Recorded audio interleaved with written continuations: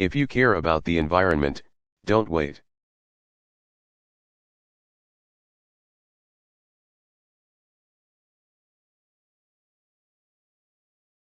In addition to your studies, you could start having an impact right now on trying to improve your local community.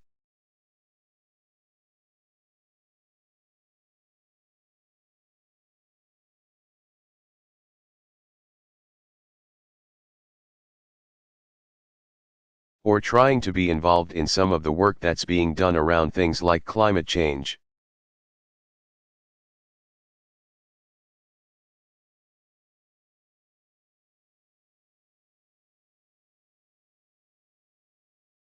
The point is that once you decide what it is that you really care about,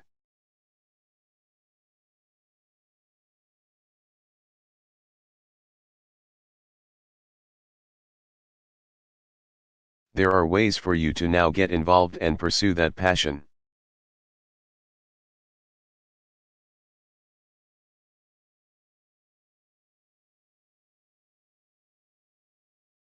And if you pursue that passion and you get good at it,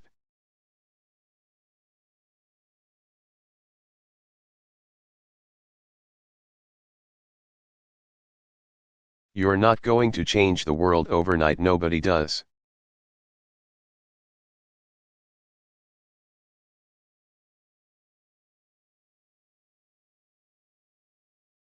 I mean, I eventually, at the age of 45, became a senator and then the President of the United States.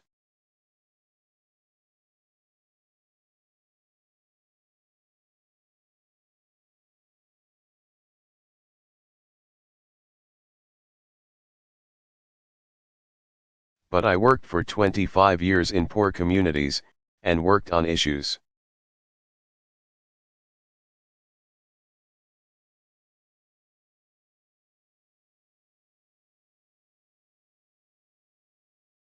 And hopefully I was doing some good, even before I was famous or powerful.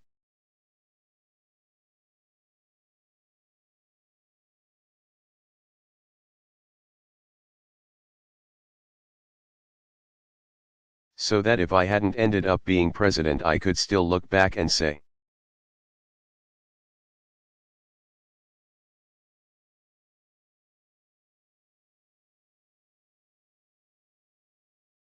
I worked on the things that I cared about and I got something done that was important.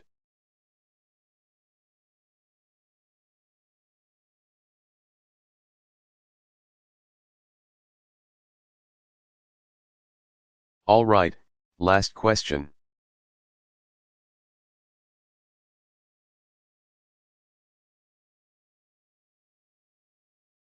It's a woman's turn. So all the men.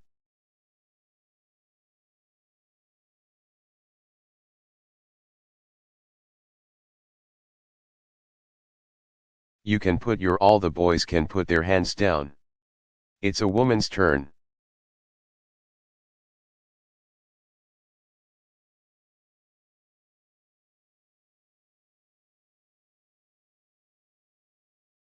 Okay, go ahead, right there.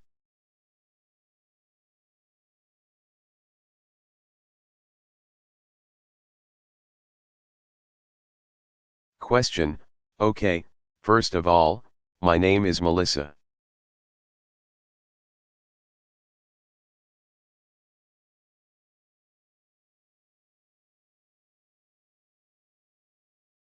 I represent Universidad Peruana de Ciencias Aplicadas.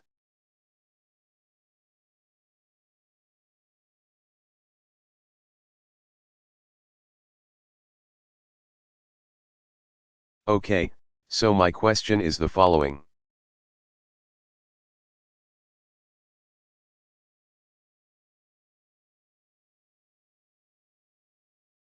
As it is well known, during your presidency you have stepped up and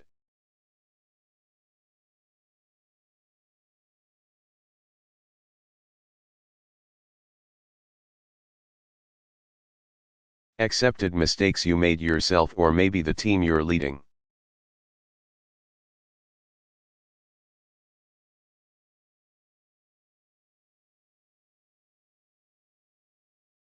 And that's I believe that shows how you reaffirm your belief.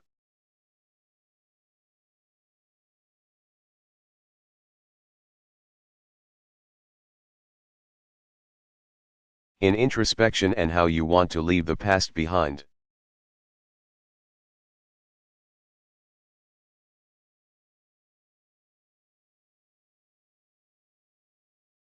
What would your advice to us entrepreneurs, most of us, that would like to leave the mistakes learn from them?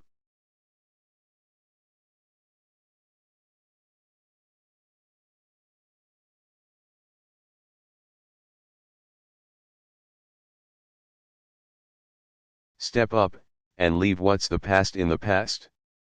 Thank you, President.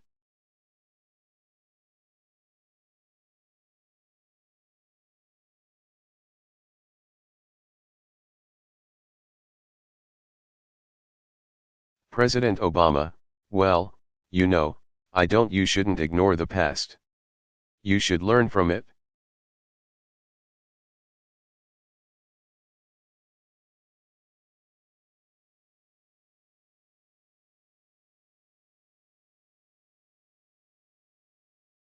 And you should learn from history, and learn from experience.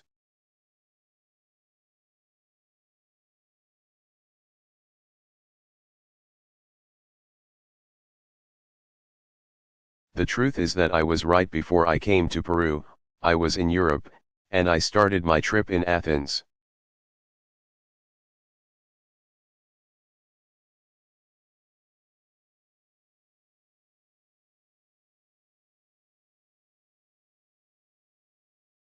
And I went to the Parthenon, the birthplace of democracy.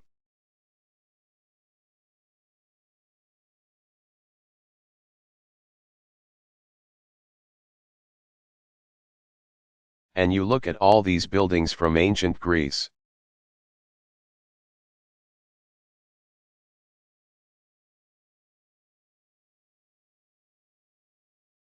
And you try to imagine all the things that were happening in that time, and it seems very long ago.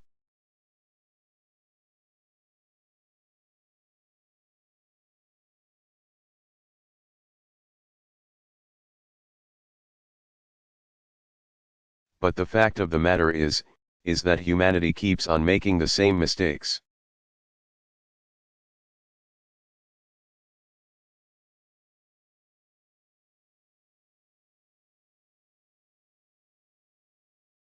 And we oftentimes find ourselves dealing with the same problems and the same issues.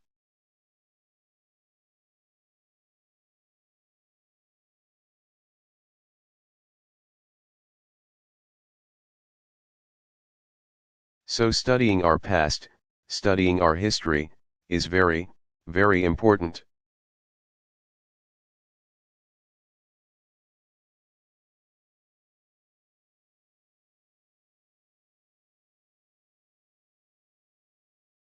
But the main thing I tell you and I tell my own daughters is,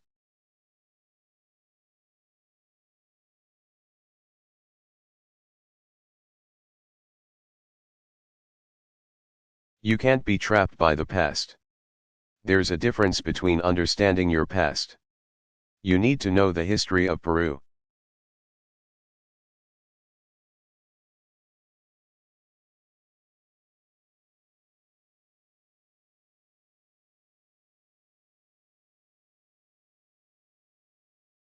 If you live in the United States, you need to know how America came about.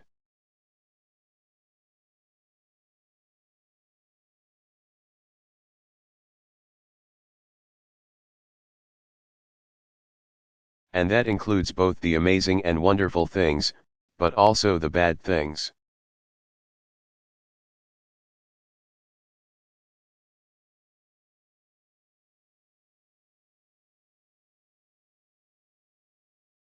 If you want to understand America today, then you have to understand slavery.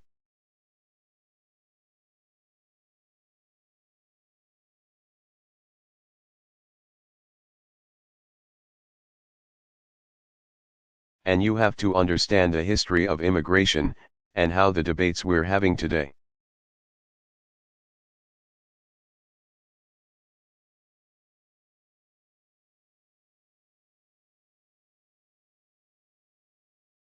about immigration aren't that different from when the Irish or the Italians came and people were saying,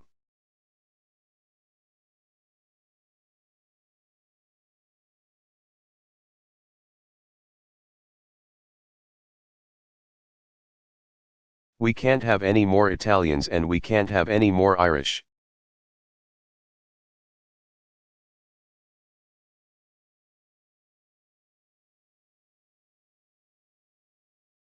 If you don't know that, then you aren't going to understand the patterns that we are having today.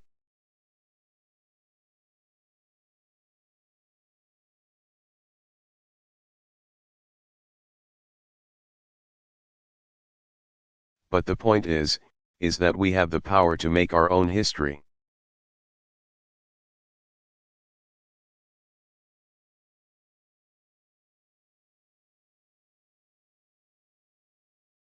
We don't have to repeat the same mistakes.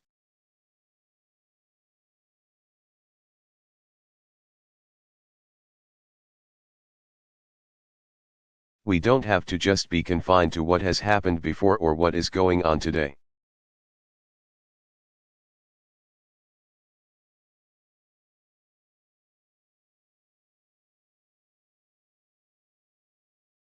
We can think differently, and imagine differently, and do things differently.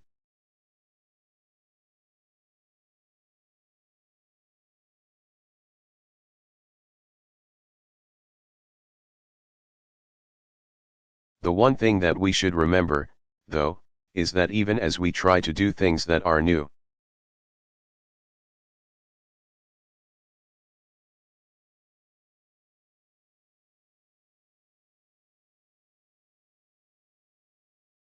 we should remember that change generally doesn't happen overnight.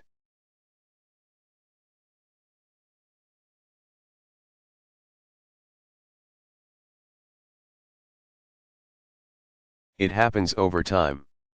So I say that to young people because sometimes they get impatient.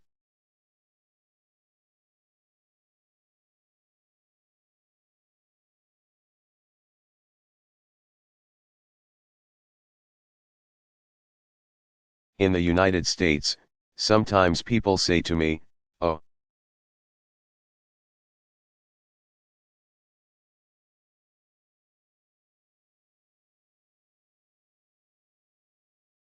why haven't we eliminated racial discrimination in the United States?"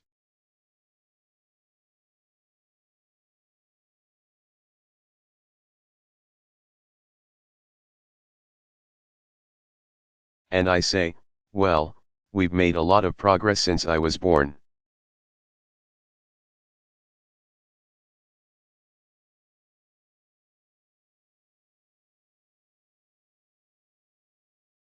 In terms of human history, if you think on the scale of hundreds of years or thousands of years in 50 years.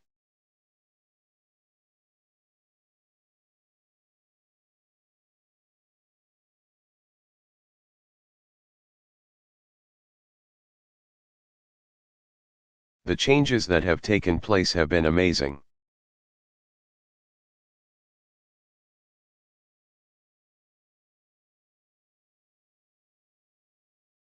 So you have to understand that even though we can think differently, societies don't move immediately.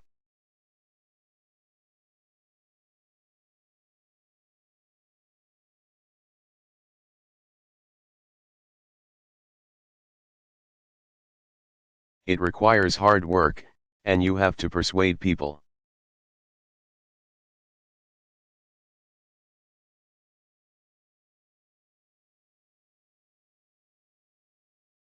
And sometimes you take 2 steps forward and then you take 1 step back.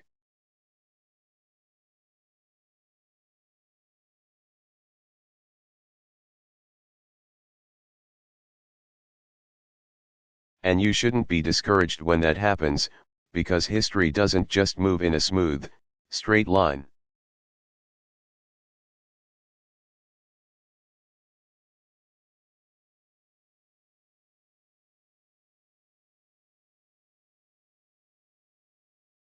The good news is that we have more access to information than we've ever had before.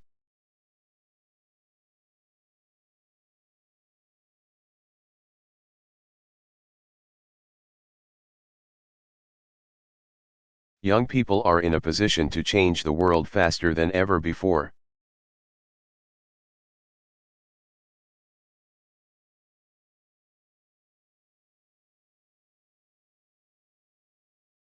And I am confident that if you are respectful of people and you look for what you have in common with humanity,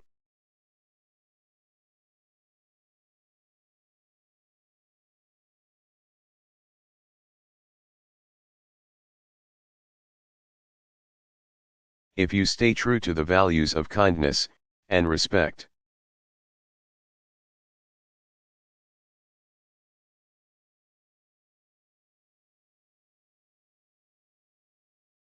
and reason, and trying to live together in peace, that the world will keep getting better.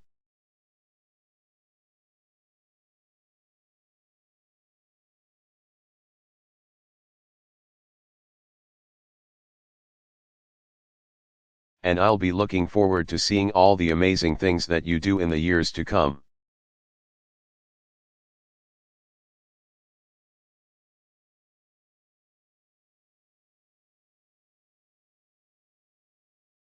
Okay.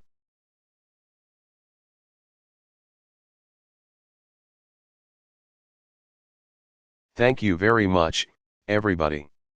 Thank you.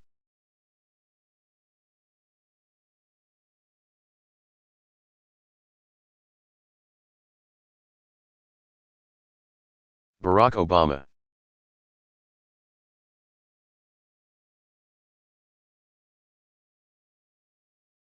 Southeast Asian Youth Initiative Fellows Address.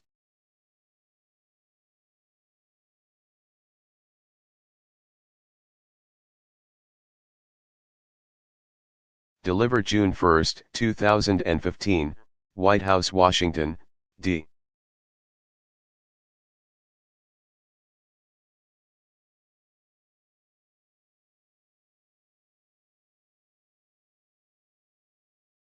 C.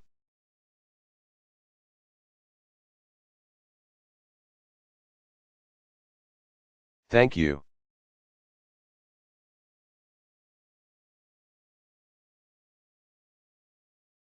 Thank you. Everybody, please have a seat.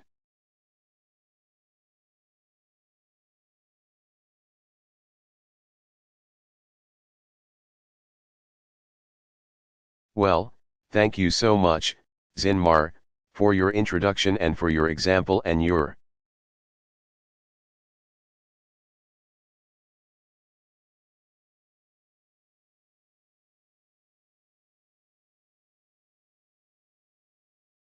commitment to build a free and open press in Myanmar, and all the hope that you represent.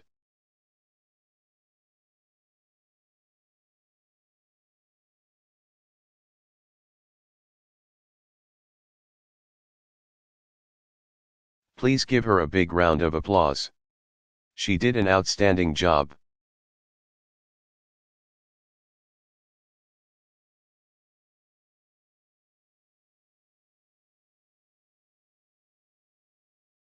Well, to all of you, welcome to Washington.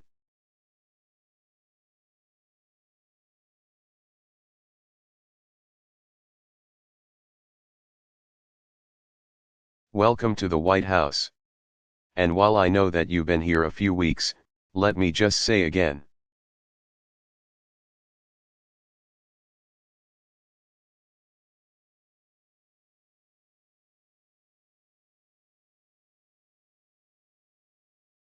On behalf of the American people, welcome to the United States of America. We are thrilled to have you here.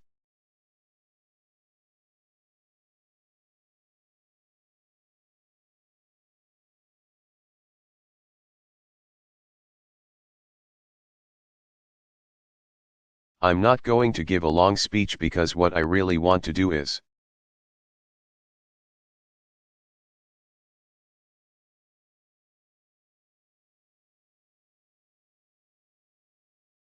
have a conversation with you like the one that I had when I was in Myanmar.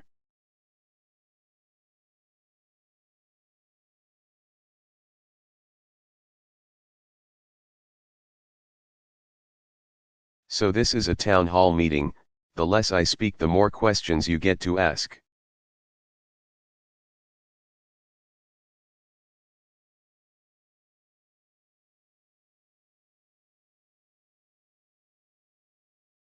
But I do want to take a few minutes to explain why I believe so strongly in the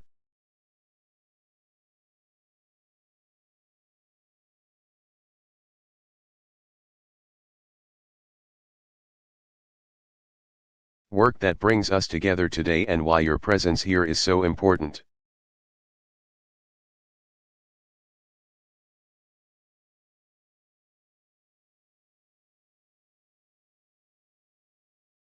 I think all of you know I have a special attachment to Southeast Asia.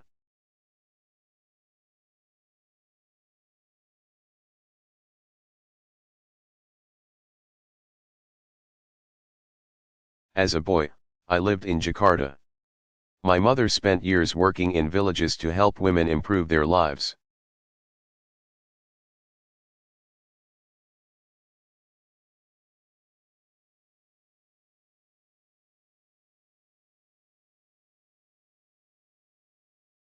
So Southeast Asia helped shape who I am and how I see the world.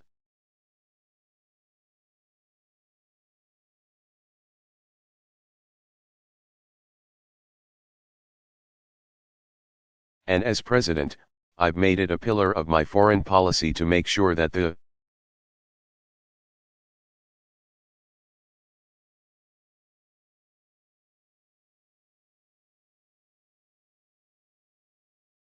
United States is more deeply engaged in the Asia-Pacific region, including Southeast Asia.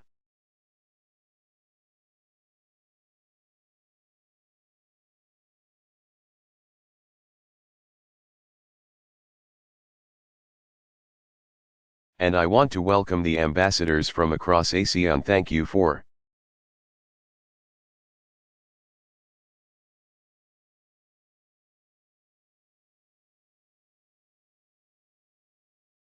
being here and for your partnership.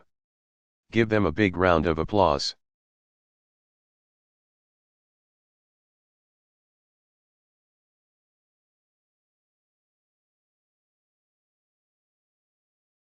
So I've deepened America's ties with Southeast Asia because your region is critical to our shared future.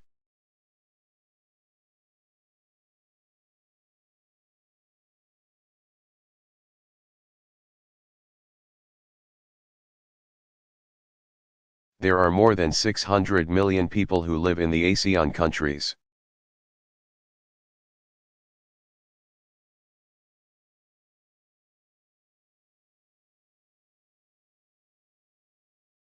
And you reflect an incredible diversity of faiths and ethnic groups and backgrounds and cultures.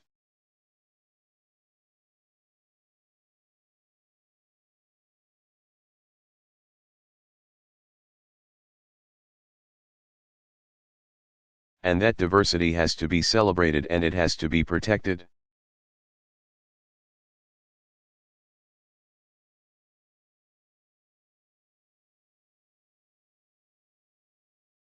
We have incredible economic engines like Singapore.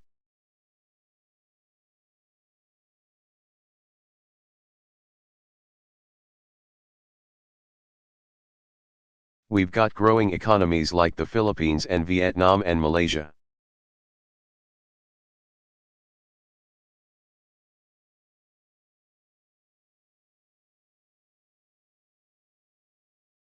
And we can see growth that is lifting people out of poverty and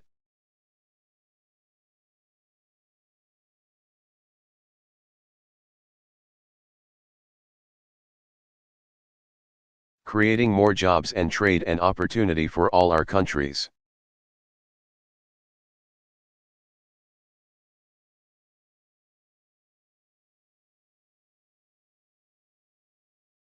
We've seen a historic democratic transition in Indonesia.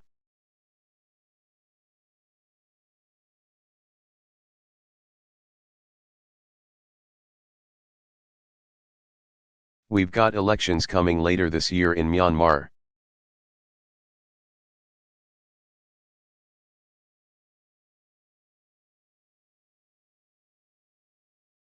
Communities in Laos and Brunei are working for development that's sustainable and protecting the environment.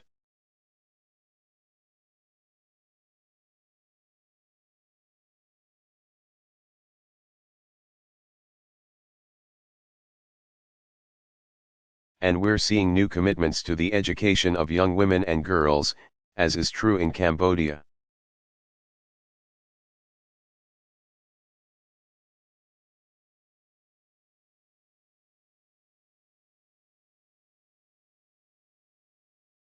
The people of Thailand played a critical role in the global response to the earthquake in Nepal.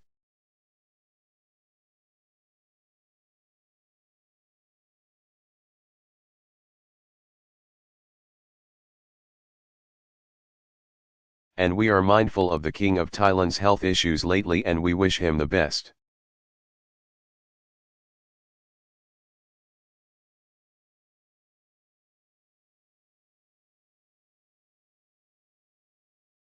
And our hopes and prayers are with him. So Southeast Asia is stepping up. It's on the move.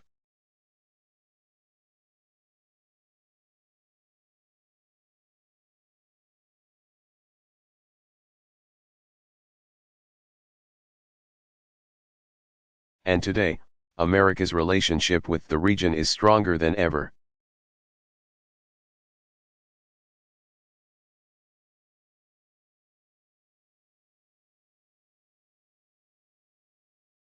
I'm proud to be the first American president to meet regularly with all 10 ASEAN leaders.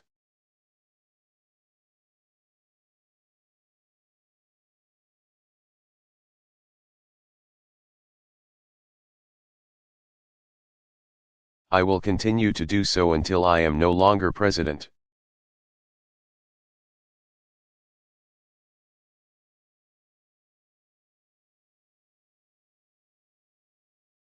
We've strengthened our alliances, including with the Philippines.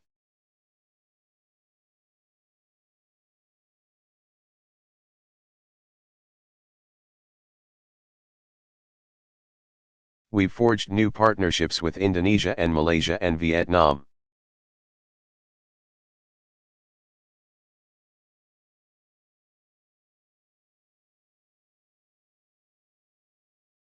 Our trade with ASEAN has been growing.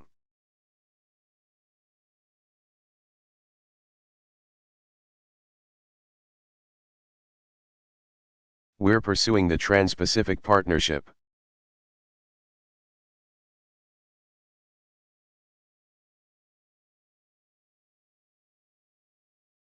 We're working with ASEAN to bind the region more closely together and confront shared challenges.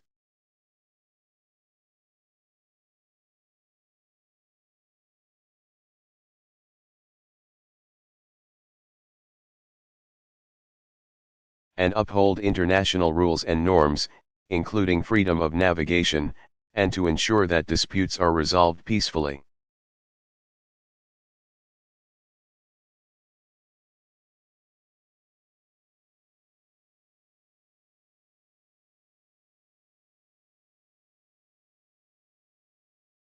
At the moment, several of our nations are working to rescue desperate Rohingya migrants who are at sea.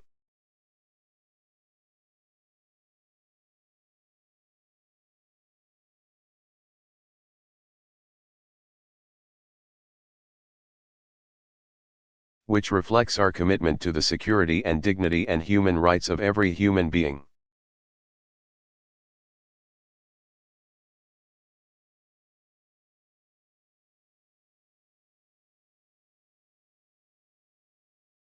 But despite all the work I've been doing and the ambassadors have been doing,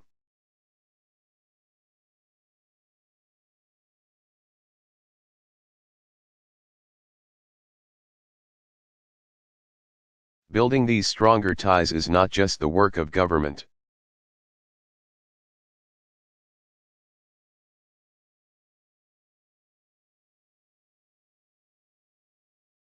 They have to be rooted in partnerships between our peoples, and especially young people like you.